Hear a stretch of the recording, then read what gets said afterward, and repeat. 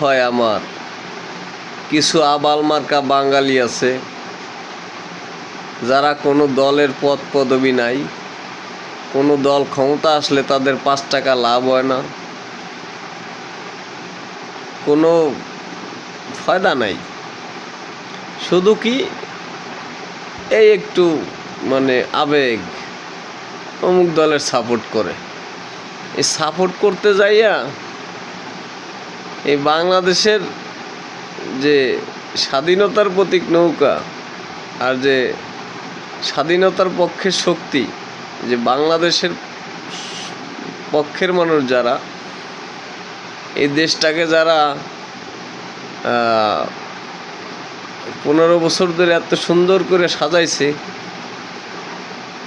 তাদের প্রতি এত ঘৃণা, এত মানে বিদ্বেষ ছড়াইছে এই আবাল মার্কা জনগণগুলা, ছড়াইয়া আজকে তাদের দেশ ছাড়া করছে। হ্যাঁ রে আবালরা, এখন বুঝবি